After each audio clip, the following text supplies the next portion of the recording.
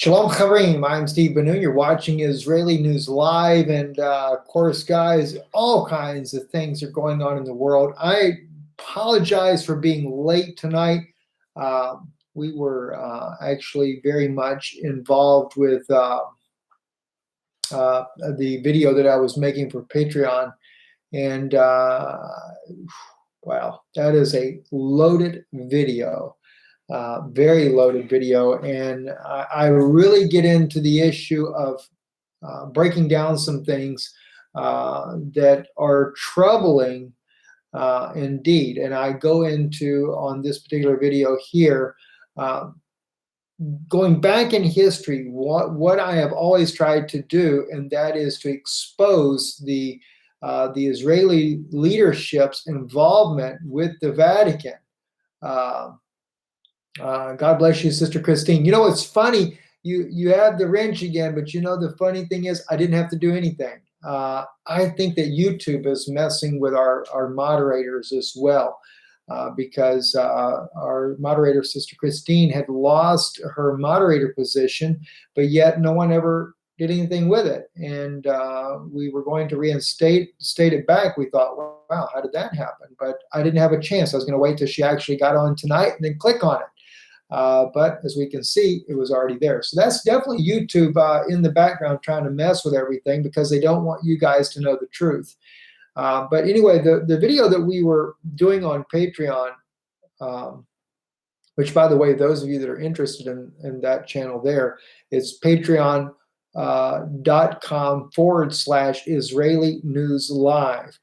I stumbled across an article today from one of Barry Chamish's articles that he had written back when he was still alive.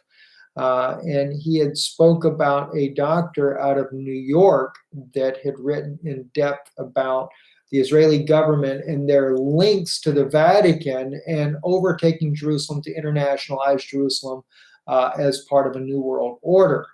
And oddly enough, when I was reading the article, something that she brought up I did not ever pick up on, which really makes me want to go back and look deeper into this issue. And that was the links to Gorbachev and Vladimir Putin with the Vatican as well. And we know that Vladimir Putin met with the Pope of Rome. And I've always kind of watched that because of that, regardless of what he's doing with Syria in the Middle East there. There is something that is much broader picture at stake there. But she mentioned about Gorbachev's link with the Pope of Rome and how that there was a major player in the background as well as for Jerusalem.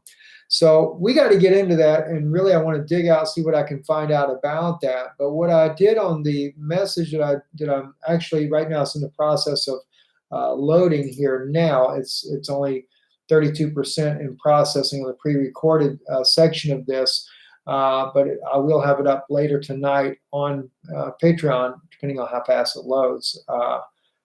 Maybe in the morning, actually, guys, because I'm doing it in high definition so you guys can actually read what will be on the screen, and it makes it a little bit more difficult time-wise for a video like this to actually process.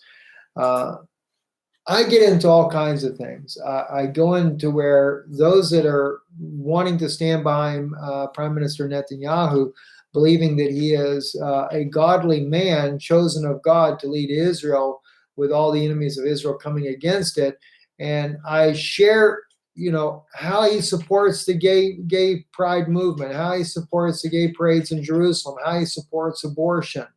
I really get deep into those things, but more importantly, I get into what and who was involved from the evangelical community, from the with the Vatican, the names, those that are involved, the whole setup from the beginning that goes all the way down through time and how it relates into biblical prophecy as well. Of the conspiracy. In other words, Israel has been hijacked by Rome. That's really is exactly what we're dealing with. Israel is hijacked by Rome. So the wars that we're seeing in the confrontations, even like on Twitter here, I actually just put up Israel and IDF. This wasn't what I was looking for here, but they show the Israeli soldier last as he shoots the Palestinian No, we don't know. You can't see it in there, but I guess that's what we're dealing with here, where he is taking a shot, trying to hit him, and you hit him, son of a, you know what? Stop, stop, stop. What? Stay professional. I hit him. They're telling him to stay professional. You have to understand this whole incitement of violence with the Palestinians in Gaza. This is incited on both sides of the fence there. We have the United States moving the embassy to Jerusalem here this week, I believe, or this week coming up here, where they're going to move that there, heightened security. I believe that they have been trying to incite this violence. I believe that the Palestinians, Hamas, probably organized this so-called peaceful march. It's not peaceful any longer. But again, it's only kids with stones and stuff. And at the same time, the Israelis are firing back. I have seen video footage that the IDF is showing where they're doing staged incidents, making it look like they got caught, they were being burned by the Israelis, and then filming it. But then again, the Israelis are also firing in tear gas. The Israelis are using live rounds, wounding these people in the legs. Everything is to escalate the tensions there. Why? Because there is an objective involved with the Israeli government, because Rome is in behind this, to be able to bring about a certain outcome that eventually will bring about a new world order, internationalizing of Jerusalem. And I go into a lot of depth about this. It'll be coming out on Patreon either later tonight or tomorrow, probably tomorrow, because like I said, it's already, it's 11:30 at night here. So yeah, it will be tomorrow before I can actually get that uploaded. I apologize for those of you that are on Patreon. I had said I'd bring this out for you guys today. And unfortunately, I just didn't finish it in time. But Russia's involvement is really concerning me at this point. And one of the things, too, that's becoming more of an issue for me is that as I'm watching what's happening here in the Middle East, and we look at Syria and the things that are happening there, I'm beginning to think more and more of probably the only true innocent people in Syria are the Syrians themselves and President Bashar al-Assad. I'm starting to see more and more that perhaps the President Putin is playing a link and a role in what's happening in Syria, and maybe he's there for a good reason. That's what I would like to hope that he is. But if he's not, then the thing is I want to uncover what his plot is behind this. I know he's got a lot of his cabinet ministers or people part of his government, like Maria Zakharova, that are very much against the New World Order, etc. And I would trust that Putin is the same way. But again, his close ties with the Pope, or at least his meeting with the Pope, has always been, just like it is with Prime Minister Netanyahu, always brings up a lot of questions in my mind. And now that I know Gorbachev has a play in that, I've even got even more concerns now. But, what can I say? The Guardian, of course, is reporting Israel fears explosion of violence as U.S. prepares to open embassy in Jerusalem. Decision to relocate into the disputed city in the same week as Israel's 70th anniversary raises concerns and increases tensions. Well, sure it does. And, the whole idea that, President Trump is a modern day Cyrus, it's kind of ironic. They're saying that Trump is Cyrus, who, by the way, served Marduk as his god. That's what's written on the Cyrus cylinder. And yet at the same token, he is being portrayed as an Iranian king, a Persian king that is going to rebuild the third temple, and at the same time ready to go blow up Iran. I mean, think of the irony of that. Trump is supposed to be a Persian king in modern times, and he's going to ready to blow up Persia right along with Israel. But anyway, all these things I think are happening for a reason. They need the unrest there. And the reason why they want the unrest, they want the violence, they need the violence along.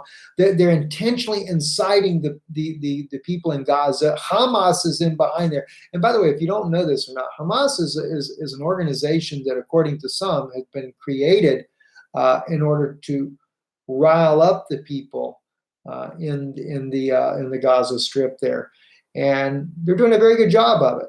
And the Israelis, they're saying they're defending the defense. And granted, I understand that. I appreciate that. I realize that we do have homes that are just across the fence there that would put the Israeli citizens in danger.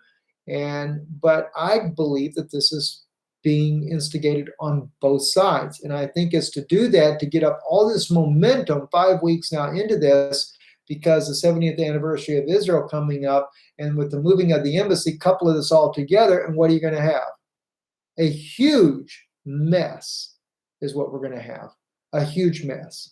And, so it's very troubling to me that on this situation that we're seeing right now happening in Israel could be very explosive, and they will utilize the situation when it does spiral out of control to justify internationalizing Jerusalem. This is what the Pope is after to begin with, to make it an international city. But at the same time, is this what's also going to cause Erdogan, president of Turkey, to be able to rise up and go after Jerusalem? He's met with the Pope as well, working very close with the Pope of Rome. And the Pope may be crying peace all he wants, but as the Bible says, they will say peace, peace when there is no peace. And I think that really speaks right to the Vatican itself. They say peace, peace, and no, there is no peace because they're not peacemakers, although they're trying to make themselves look like peacemakers. Another interesting article here, the UK is being accused of using, let me just turn this volume off on this, is being accused of using drones in Syria that are using the vacuum bombs. These are very intensive bombs that are being used inside of Syria that cause just massive internal injuries just from the concussion of these bombs here. So the Royal Air Force drones use the weapons often called vacuum bombs because they suck oxygen into powerful blasts against targets in Syria in January and February of this year. And an OFI, I don't know how that happened. Let's see here. Request sent by Drone Wars UK, a campaign group has revealed. Very troubling indeed there, what they're doing there. But anyway, the MQ-9 Reaper drones fired 19 AGMs, 114 missiles in January and February of this year. The new variant of the AGM-114 missiles, known as Hellfire missiles, contain a thermobaric warhead, which is particularly effective at targeting people inside enclosed spaces such as buildings, fortifications, or tunnels, sucking the life right out of them. War is nothing pleasant, is it? Nothing pleasant whatsoever. I don't even know why I had Sputnik up here. I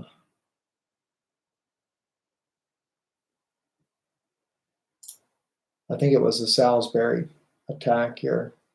France reportedly mulls mechanism to assign blame for the chemical attacks. The reporter proposal comes amid an alleged chemical attack in Syria's Duma, as well as poisoning incident involving the former Russian intelligence agent Sergei Skripal. Western countries are considering a French proposal to establish a new mechanism involving the organization of the prohibition of chemical weapons that will give the chemical weapons watchdog a mandate for identifying perpetrators behind chemical attacks, Reuters reported. Currently, the organization only deals with determining whether such an attack has occurred, not with who was responsible for it. A new mechanism is supposed to fill that gap, but French diplomats argue that the proposal is likely to be met with opposition from Russia and other countries. On Syria, everything is blocked at the UN. UN Security Council, and in general, we are seeing repeated and systematic floating of multilateral frameworks, including proliferation of chemical weapons, a French diplomat said, citing by the news agency. This is just all a laughingstock. I still don't get it. Why do we even come to the issue of chemical weapons anymore being used by the Syrian government? It doesn't matter if you can prove that the Syrian government had nothing to do with it. It doesn't matter the evidence that could be presented there. They're going to fabricate whatever they want because the agenda is there for a new world order. That's what it comes down to here at the end of the day. And there is not going to be any change otherwise. Same thing with Kim Jong-un over in North Korea. What's it all about? This man is finally willing to disarm his nation. Well, then he's been bought out. He's been paid for it. Now he can run around in his limo and he can have his security detail jog along beside his car and make him look like he's a great, wonderful guy. But it's troubling, very troubling, the things that are happening in the world right now. And nobody seems to recognize the seriousness of the events. I mean, I know on both sides of the aisle, everyone is trying to figure out exactly what's going on next. And all the while, we're just in a very serious situation. By the way, you guys, I don't know if you're aware of this, John Kerry supposedly has gone over there to meet with Zarif, which you can see pictured right here. Not John Kerry, but the foreign minister Zarif of Iran. And Russia warns the return of axis of resistance with Iran if deal collapses. And at the same time, as I brought out in our pre-recorded message on Israeli News Live this morning, you have to remember everything that the prime minister, I was reading the article this morning that I shared with you guys, how that Prime Minister Netanyahu, the evidence that he is sharing, according to the former Mossad chief, says that none of the evidence that he shared was anything new. It was everything that was prior to 2015. And yet he's saying that Iran is lying about the weapons that they have these nuclear weapons. Well, as we said before, and I did get a message, and we're going to have on tomorrow night, we'll be having Phil Kirshner join us. Phil did write to me.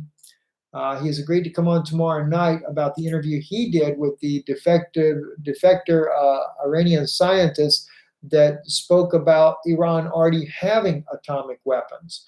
But whether or not this is true or not, I don't know. I believe that there is a good possibility Iran does have nuclear weapons. And at the same time, this deal, according to the Mossad chief, the ex-Mossad chief of Israel, says that they should not abandon this nuclear deal. If it needs to be reworked, try to renegotiate it, he said, do that, but don't abandon the nuclear deal. Well, John Kerry in the background was trying to meet with Mr. Zarif right here to keep that deal going. I don't know how that's going to particularly go. I know that Israel and Saudi Arabia, the United States, all want to take down Iran. I don't quite understand how Iran fits into this greater new world order of theirs, but the only thing I can figure is that Iran dumped the dollar and that Iran has never allowed the Rothschild banks to be installed inside of their country. Maybe that has something to do with it. Iran is a threat to Israel's security. I do agree with that. But then again, I believe that there is a way to reach peace in the region. Iran knows that Israel has some very big friends around the world. And even though they may be allies with Russia, Israel's an ally with Russia, Israel's an ally with the United States. Of course, there are many nations that hate Israel as well, especially in the European Union. Very much the nations are not in favor of Iran. But I think things could work out and we could have peace to begin with. Anyway, guys, listen, I'm going to cut out of here for this evening. I apologize for being late there. So much going on, and I realized that I wanted to be able to share more with you, but this message that I was putting together for Patreon is just, I think it's very, very something that was very much needed. And I want to share more with you guys here, but without going into the names of the individuals that I'll be naming on Patreon. I really get into that a lot. And that's something that you can't really get into over here on YouTube because they'll claim it's hate speech or something like that, and they'll try to shut you down. So anyway, we appreciate you. Thank you. Thank you for those of you that support this ministry. We do need your help in keeping Israeli News Live on the scene. I think that is extremely important. And, it is certainly, we are living in a late hour and we need your help to get the word out. God bless you and thank you for watching. Shalom.